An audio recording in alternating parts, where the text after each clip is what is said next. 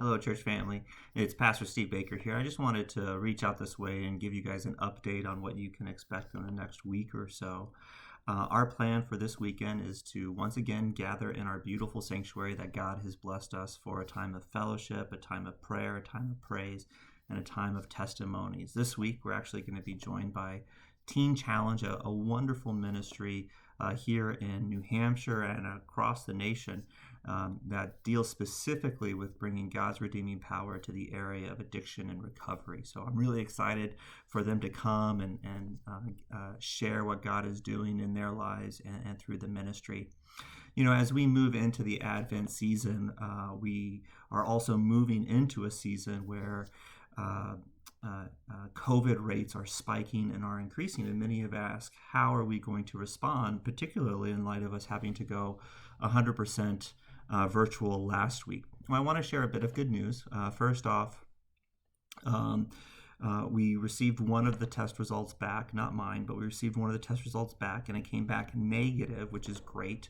And so we're going to come and regather for in-person worship tomorrow and in the weeks to come. But here's a few things that I want to stress.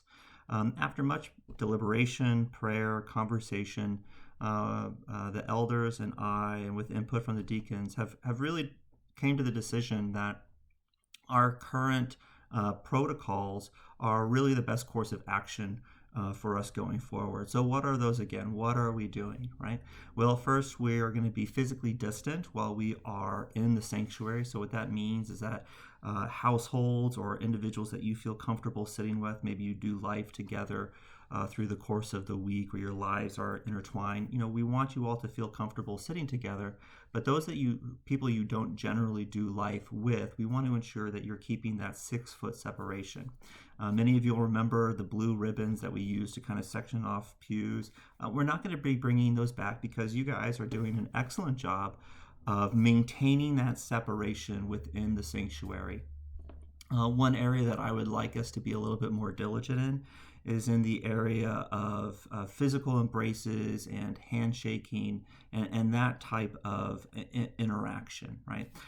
We really want to do our level best to maintain that physical separation. I know it's difficult. I know we're a church of huggers, but just in this time and as COVID rates continue to rise, we really want to be diligent in this area.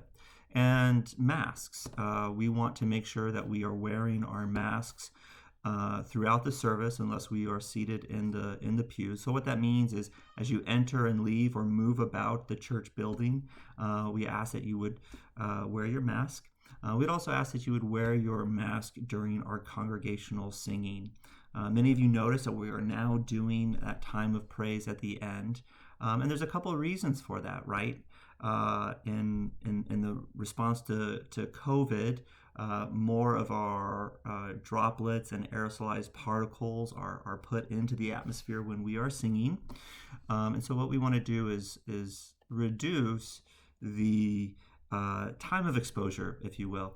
But there's also a very sincere spiritual reason for this as well, is for a long time, songs have been used as a way of preparing our hearts, entering into the presence of God, and we use that moment of praise really to welcome people into the sanctuary and to give space and time for people to kind of prepare their hearts. So we are having a song at the beginning, and this is really a time for the congregation to reflect or meditate, to prepare their hearts for the ministry that's going to occur throughout the course of the sermon rather. And the time at the end is really a time to respond to the ministry that has occurred in that hour. So we're still providing a time of meditation and contemplation and preparation for the ministry that's going to occur. And then our time of worship, it really is that natural response to the ministry that has occurred. So again, we want to ensure that we are being physically distant. We want to refrain from handshakes and hugs and those type of welcomes and greetings. And third, we want to make sure that we are wearing our masks as we're entering and exiting the building, as we're meandering through the building, and in particular, as we're joining together in praise of our Lord and Savior, Jesus Christ. Why are we doing this, right? Is an obvious question, and I've got three responses to that. First is, I do believe that when we put on a mask, when we are physically distant, it is a visible, tangible expression of saying, you know what, I'm going to put the health needs of the larger congregation and the other person ahead of my own personal interests or preferences, right? This is straight out of Philippians, that we are not to look to our own interests, but consider the needs of others as being more important. So it really is just a visible expression of that biblical ethic. Number two, it is the wise thing to do. We all take safety precautions throughout the course of our day, and this is another one of those precautions. You know, God has never promised us to keep us free from sickness or disease. He's promised to be faithful through whatever we face and to stand with us, but He doesn't protect us just because we're Christians from diseases. And we know this to be true because many of our brothers and sisters have come down with COVID. Some of them have had a mild experience with it, while others have had very significant and life-threatening experiences with COVID. So we believe it's the wise thing to do. But there's another reason that I want to stress, and it's the third and final reason I'll stress today, is that it's another expression of wisdom, but it also helps to ensure that the kingdom work that this church is involved in continues confidently. What do I mean by that? What we experienced this past week is that one or two individuals can have a pretty significant impact on the church community and the kingdom work that occurs. So, for example, myself personally, I'm involved with a lot of church activity. I'm involved with a lot of the Jesse Remington activity. And on a weekly basis, I often find myself in the Bethany Christian Services office across the street from the parsonage, as well as meeting with other pastor groups and ministry groups throughout the course of the week. So when I have to quarantine myself, I do that to ensure that Jesse Remington, Bethany, and those other things are able to continue uninterrupted. But let's say I didn't quarantine myself, and let's say I was, I have been rather lax with when and how I remember to wear my mask, to be honest. And so what happens if I did receive a positive test and I was engaging with those normal activities? Well, that puts Jesse Remington at risk, because Jeff Philbrick, Susan Wilderman, Christopher Connect, all of them work as teachers or the headmaster, and their families are deeply connected to the life of the school. So let's say I passed on or got one of them sick. You can see how this spirals to important kingdom work ministries being impeded. So we want to do what we can. We can't create a 100% sterile or safe environment, but we can act wisely, and by caring for those around us, we can help to ensure that this important kingdom work continues uninterrupted. Jeff has expressed to me that he has 3 prayers that he is walking the school through, and I've taken them upon myself. That is to have the greatest number of days with the greatest number of students experiencing the greatest in-person education experience possible. And I want to do my part, and I want to ask you to do your part to help us make those 3 prayer requests a reality. And I know that Jan and Deb would also appreciate your efforts, as well as we seek to ensure that our kingdom work ministries are able to continue, and particularly the new ones that we're beginning to explore with the food banks and Roca Kids and so on and so forth. So again, we are going to continue with our in-person worship services for now.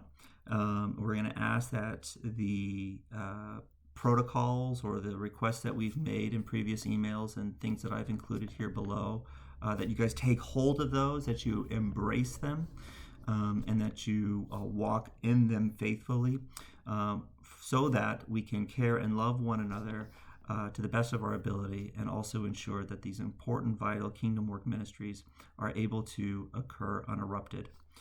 So that's the first thing. Second, this coming Monday the 23rd, at 7:30 p.m. to 9 p.m., we're going to host a virtual family meeting, if you will. You are all invited, and the purpose of this is to hear how you guys are doing and how you are experiencing church life and ministry in this time of COVID. I know many of you are tired. I know many of you are wearied. I myself am tired and weary. Many of you are experiencing emotions of frustration and sometimes anger and just a variety of emotions. So what I want to encourage us is that these are all normal reactions, responses to these abnormal circumstances of the day. But we want our community to be a place where it is okay, it is safe, it is encouraged to come to one another and say, this is how I am doing, right?